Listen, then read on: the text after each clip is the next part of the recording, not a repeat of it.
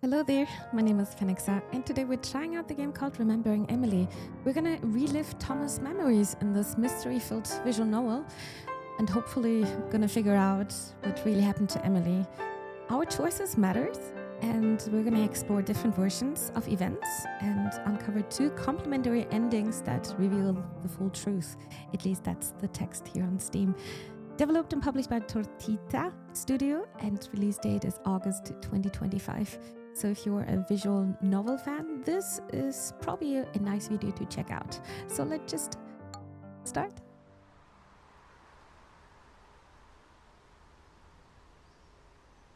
Have you ever wondered if you're asleep or awake?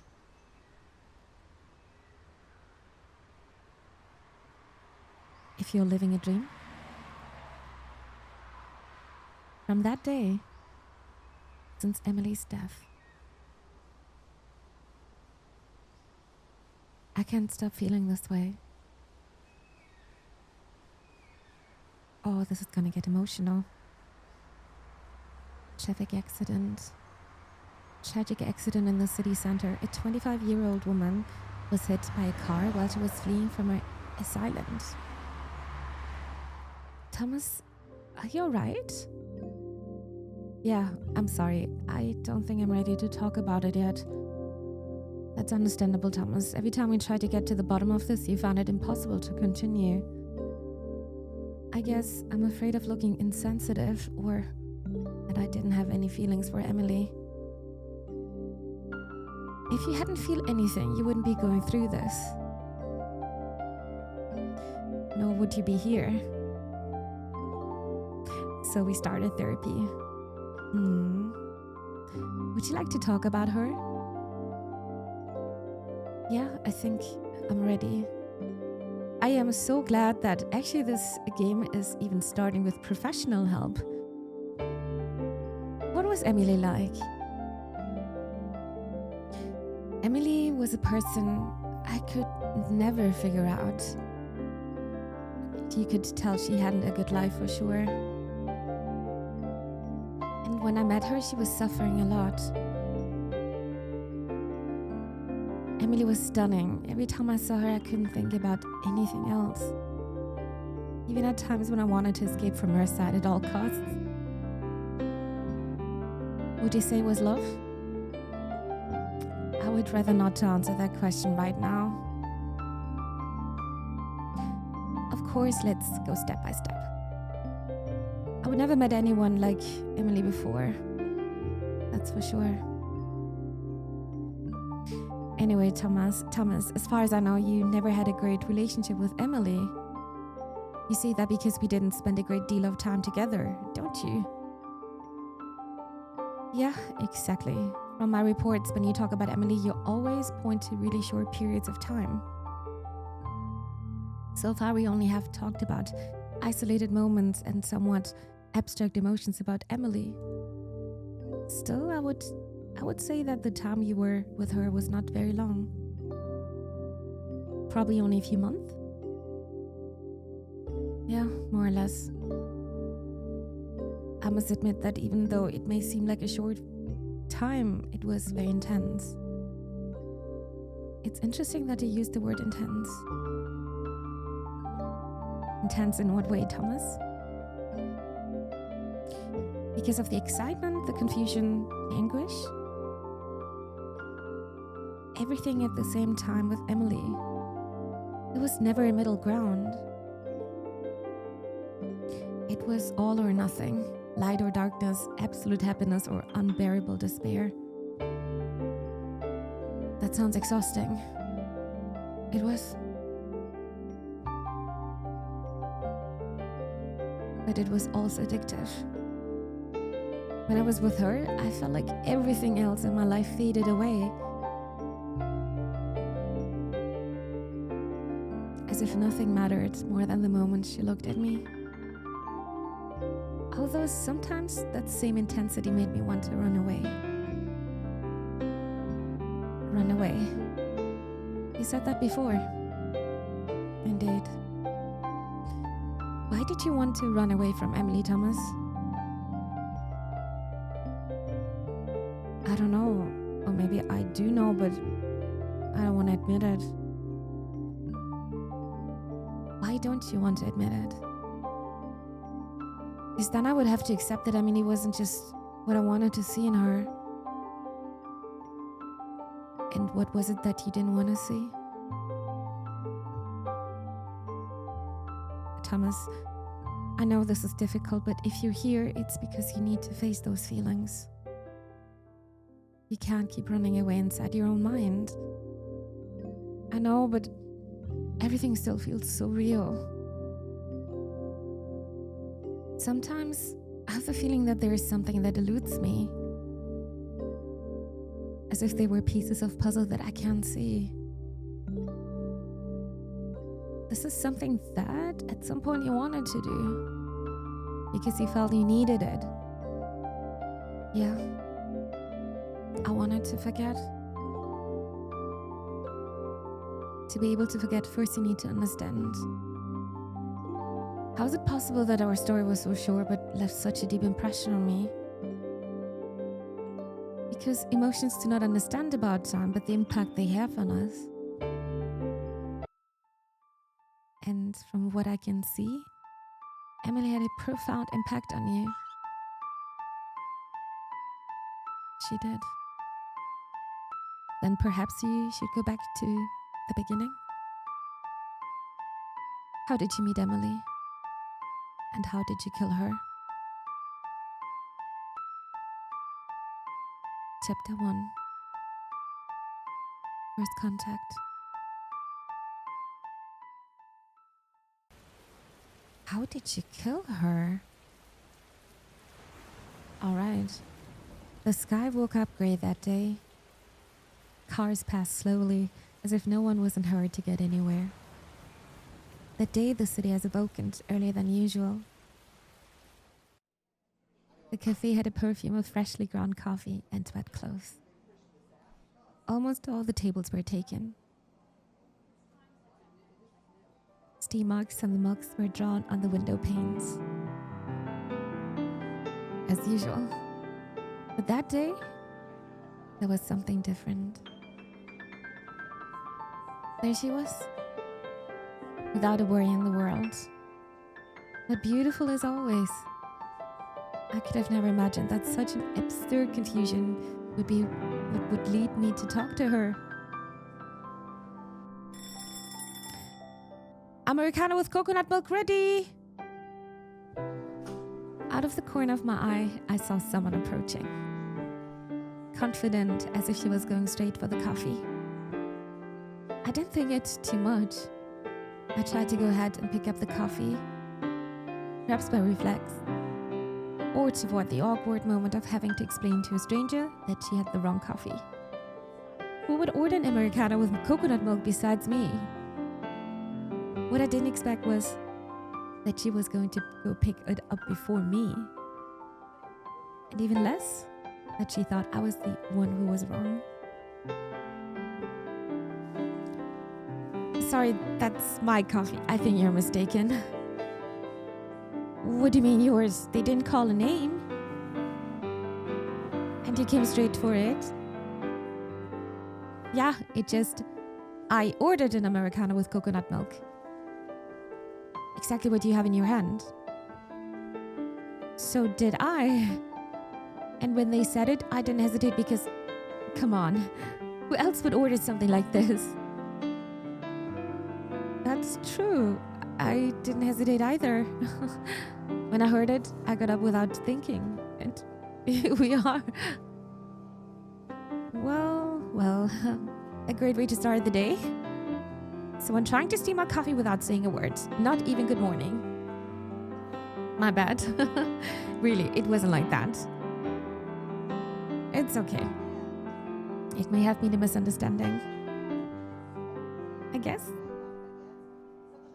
It was nothing but a misunderstanding. Although it goes without saying that the coincidence is a bit odd. Quite a lot. Because I don't know anyone else who takes it that way. Me neither. Up until now.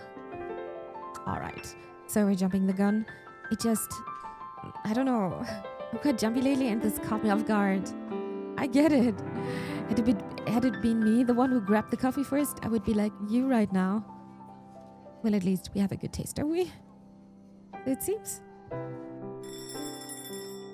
Americano with coconut milk. There's the missing one. Seriously, you're the first person I've ever met to order this. I usually get funny looks when I order it. The truth is, I have never tried it. Why did you order? I saw it on Reddit, not Reddit. It replied a post about rare coffees. It came up as suggested just this morning. Just this morning. It caught my attention. So was it really because of a comment on Reddit? Yeah. I was struck by your, well, whoever wrote it. Wait, can I see the comment? Of course. Wait, Thomas, Steph, and just Emma. Am I the only one who drinks Americano with coconut milk? I couldn't believe that what I was seeing. This comment is mine. What?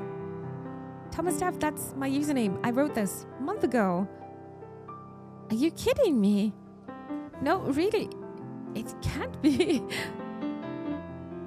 This comment is why I'm here. This is too weird now. It's as if Reddit's algorithm decided that our path had to cross today. Or as if he had left a clue for me to find you. And you followed it? It looks like it. I guess I like trying new things. Sometimes the first thing that catches my eye ends up being the best thing of the day. That doesn't usually happen to me. I tend to stick what I already know. And yet you ordered this.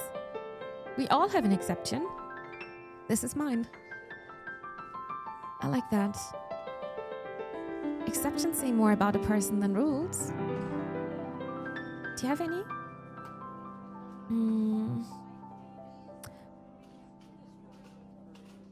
I think this conversation. Shall we sit down to drink it? I kind of feel bad after talking to you like that at first. Yeah, sure, why not? I could have said I was in a hurry. I could have just walked away. But something about her, the way she looked at me as if she already knew me, made me stay.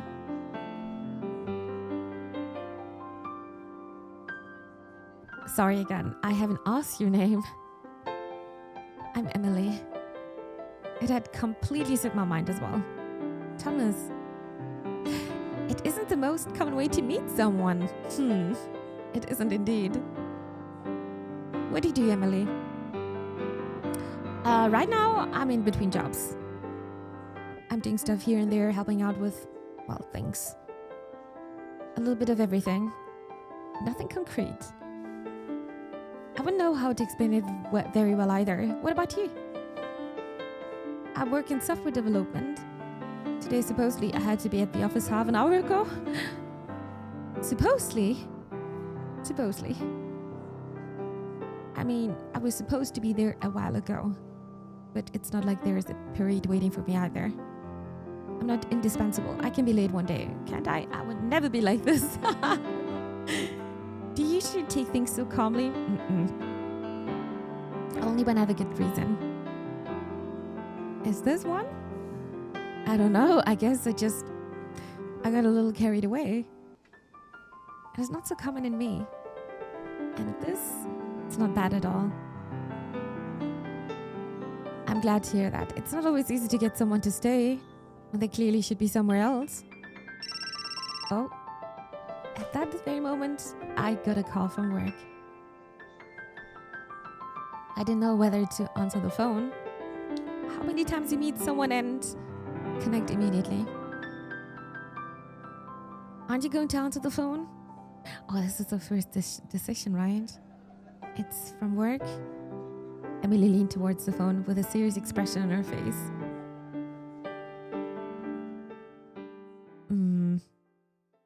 Thomas?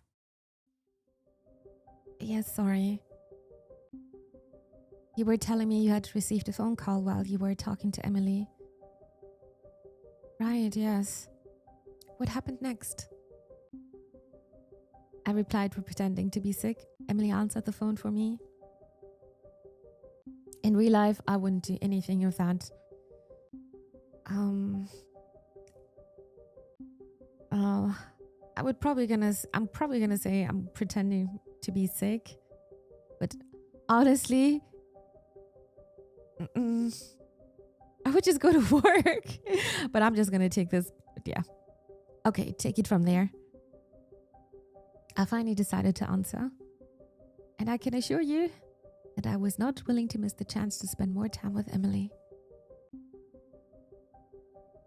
Hello? Yes, I'm sorry. I feel terrible. I think I have a temperature.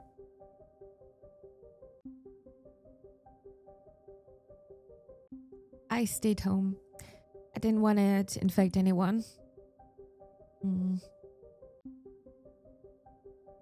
Sure, I send the sick note tomorrow. Thank you. Yes, goodbye. Problems? No, that's it. I got rid of that for today. Great. You know, you don't look like someone who lies. Well, maybe because I'm not used to doing it. Well, it doesn't look like it. I guess you have to adapt to the circumstances. Sometimes those circumstances say more than anything else. Maybe. Any regrets? I don't know yet. I guess I'll find out soon enough. And yet you don't seem too upset. I guess not. I felt like being here. I still don't know what exactly happened that day. What I know is that time just flew. And the time did not stop with Emily in the cafe. And all because of a post unread. It's weird, isn't it? Talking to someone like that all of a sudden, without having planned it. It doesn't happen every day. Reminds me of a game. What's it called? An adventure game where the character meets another character in an abandoned station. Without knowing why, they start to talk as if they had known each other their whole lives.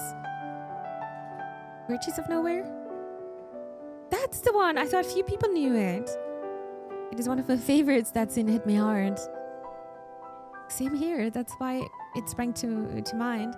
It's a bit like that, don't you think? A little, yeah. Between the coffee and that game, it feels as if I've known you my whole life. It's not something you say every day. It's also quite unusual for two strangers to talk so much over something as silly as coffee. About a game that almost nobody played? Exactly. If this were a story, it would seem like your typical excuse for the main characters to meet. Maybe it is. It all feels familiar. As if we'd talked before. I don't know, I have that feeling. I feel something similar. Do you?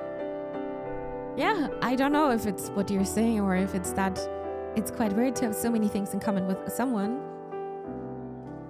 It is as if, well, the coffee thing for starters. It's not a very common choice. And that game you mentioned, it's not exactly popular either. I spend hours playing video games, although lately I just browse Steam looking for indie games that catch my attention. Have you played The Forgotten Echo? I got the ending in which the character stays in the house, waiting for the other person to return. As far as I remember, he leaves the house alone in that ending just as it starts to rain. He leaves without looking back and without expecting it. Really? I sworn it was the other way around. It is a strange scene, silent, but he leaves without expecting it. It's easy to get confused. Like an indie game, I guess. I played it not so long ago. It left a really deep impression. I thought so. I could tell by the way he talked about it. It's as if I already know things about you without you telling me. That's a little scary. a little bit. But it's also weird, as if we'd had this conversation before. As if you'd lived it before. A déjà vu. Exactly. But it's not possible, is it? It could be a dream. Am I so important that you can only imagine talking to me in a dream? I couldn't help but smile. But within me, I did think that being with someone like her could only be possible in a dream. Then it must be coincidence or destiny. Maybe. I lost track of time. And if it hadn't been for what happened, I would surely have been there with Emily much longer. Doesn't it happen to you sometimes? What is it? As if we were following the script of a movie that no one had seen until today. What if we were? Then I would like to read it, or at least know where the story leads. Is this the kind of stories you usually read? Not really. I usually read science fiction, plots with weird futures, parallel universes, things where the real is confused with the imaginary. Like this? This I was about to say. Yeah, this conversation, this moment, this coincidence. I can't say. Sometimes I have the feeling that I'm not where I should be. And where should you be? I don't know. Me neither. I guess, being honest, at this hour I should be in a Japanese restaurant eating ramen. That's what I usually do on Tuesdays when I don't have meetings at this time. Do you like ramen? The real thing, not the pre-cooked one? I always go to the one on Phoenix Street. I love it. Really, me too.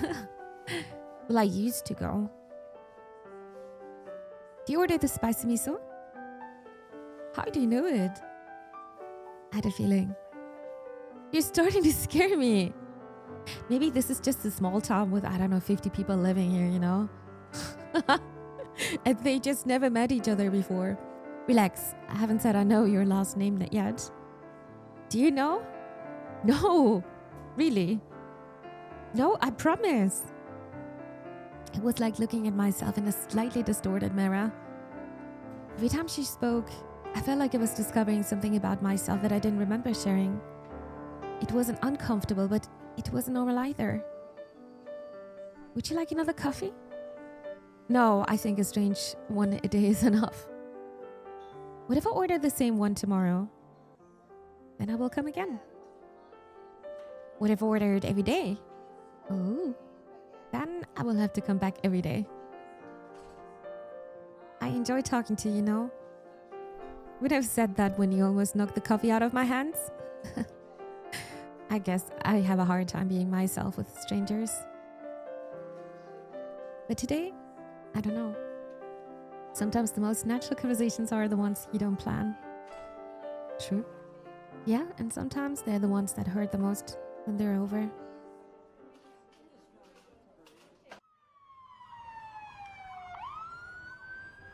Is there something wrong?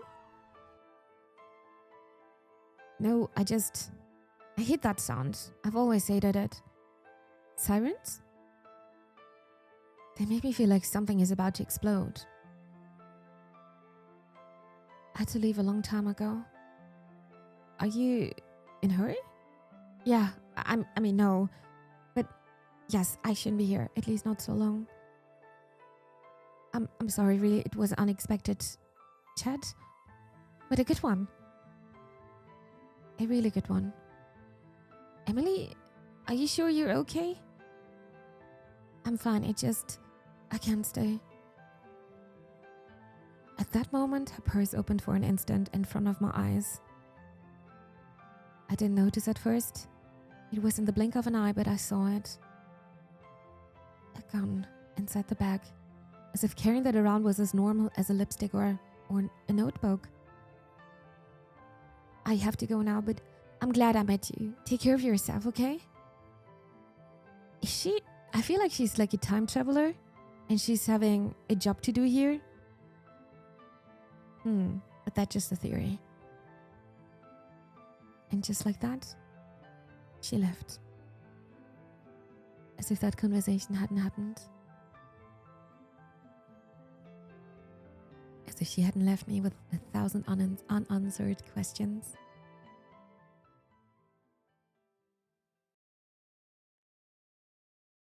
Thomas? What happened to make Emily leave the cafe? Honestly, I don't know. Everything happened very fast, but the moment she heard the sirens, her face changed. Do you think they were looking for her? That was my first thought. I understand that it was motivated by what you saw in her purse. Indeed. Were you afraid when you saw the gun?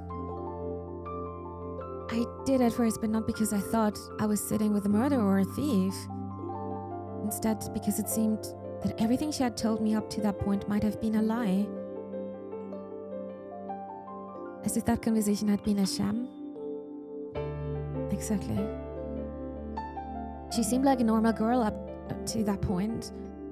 But when I saw that, everything I used to think of her changed. But even so, you would have wanted to keep chatting with her after seeing that in her purse. I'm not here to judge you. I simply want to help you. I would have continued chatting with her that day, hands down. Even with the thing in the bag. Did the police come in the cafe? Yes, it was very weird. They were driving with sirens on down the street, but then they parked near the cafe and went in. Did they see Emily? I guess. They passed by her at the entrance. She was going out and they were coming in. The police officers talked to the waiters and left the premises pretty quickly. At least it is clear that they were not looking for her. It looks like it, yeah.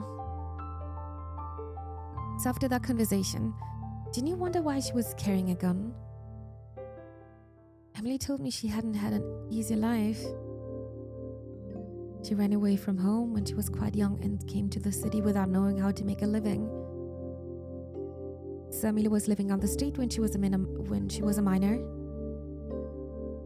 She didn't disclose any details. I was already surprised that she had told me something so private when I had just met her. But she did not want to go into it any further. Sometimes you're having very interesting conversations with just strangers. Happened to me as well. Naturally, I respected her boundaries. I'm not sure I would have shared something like that with a stranger so quickly.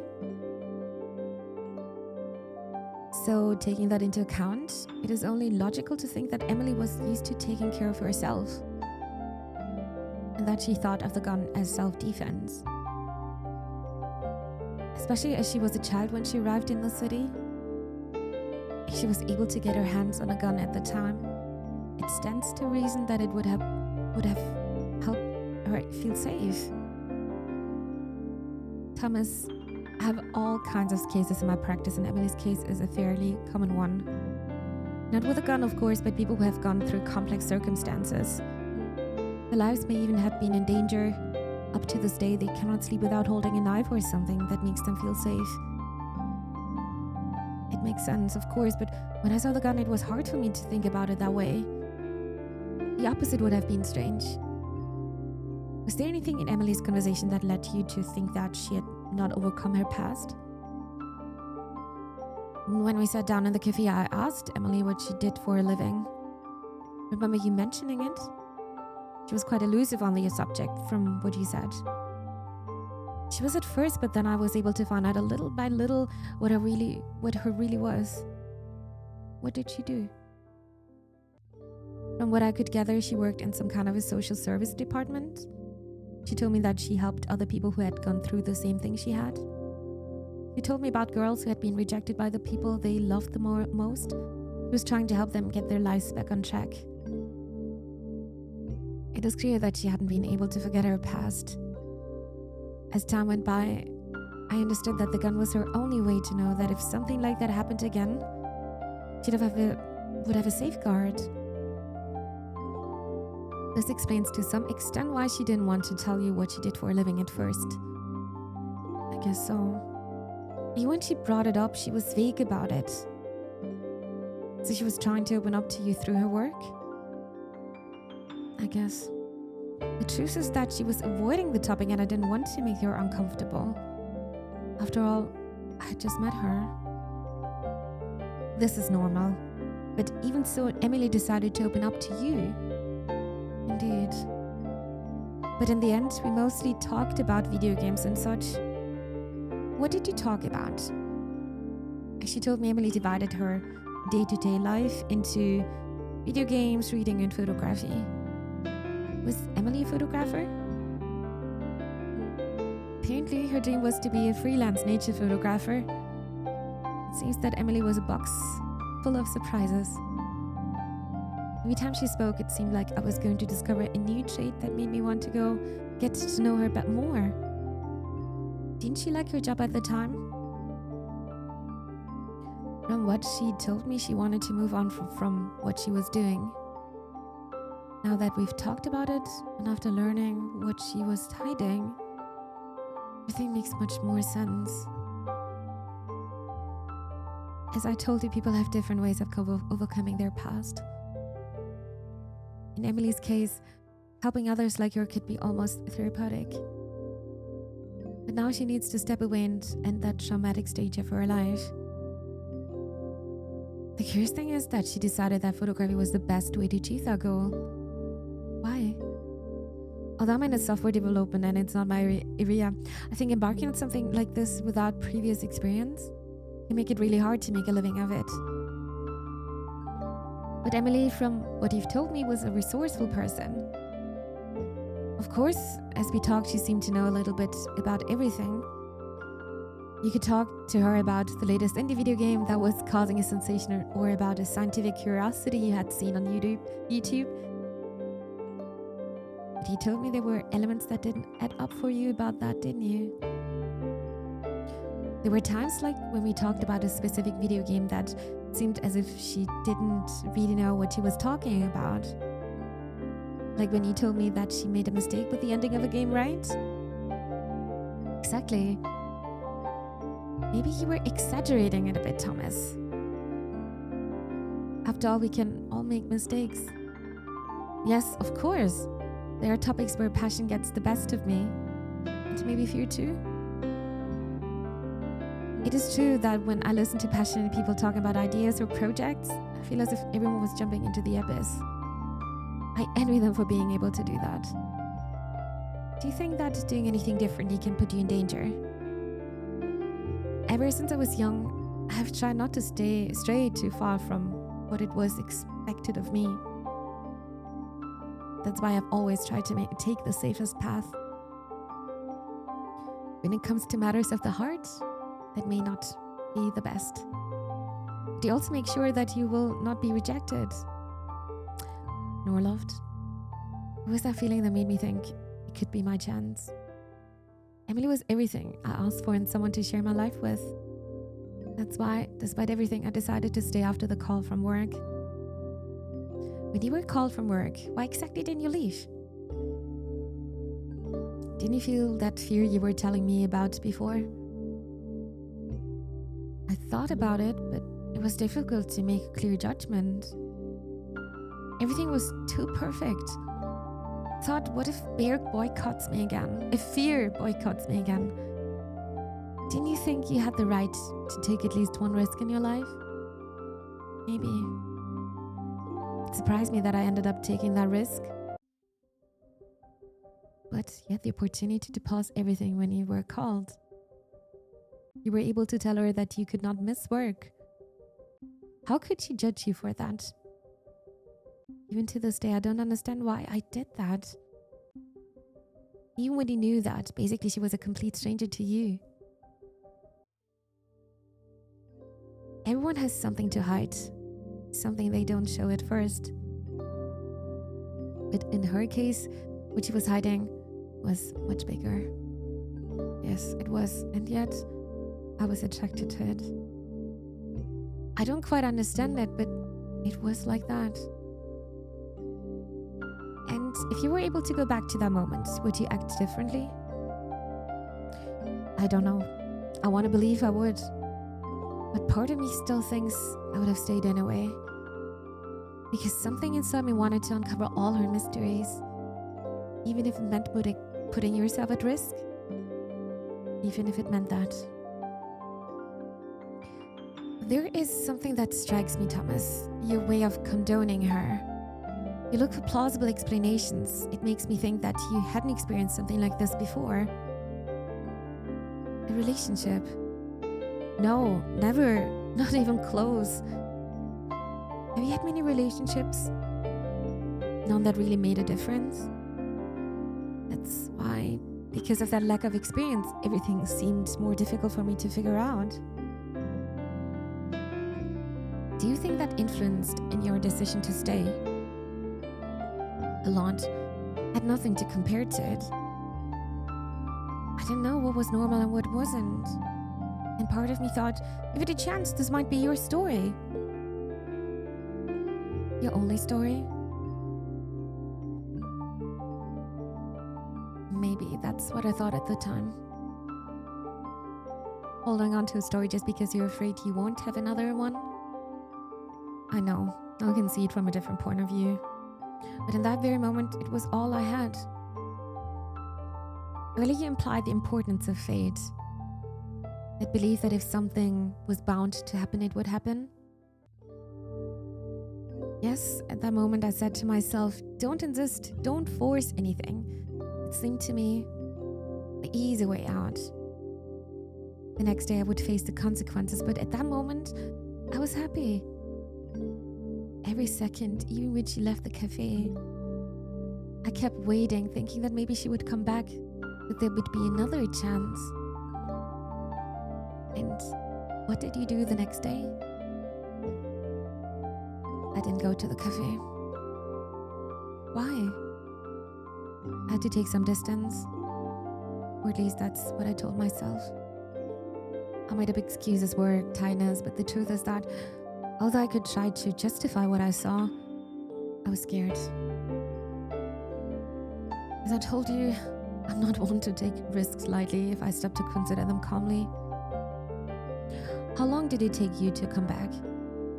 1 week? A whole week, but during those days I thought of nothing else. And when you came back, I did not stop going. Every day, even at weekends. Were you hoping to see her? More than that. I was going to because I needed to see her. I didn't know why, but I needed her. Did you change your routine because of it? I requested to work from home, just to spend more time over there. I sat in the same place at the same time, and every time the door would open, I hoped it was her. Thomas, I want to ask you again something you didn't want to answer at first. If you're ready, I think it would be a great step. When did you know you were in love with Emily? I think that it was when she pointed that gun at me.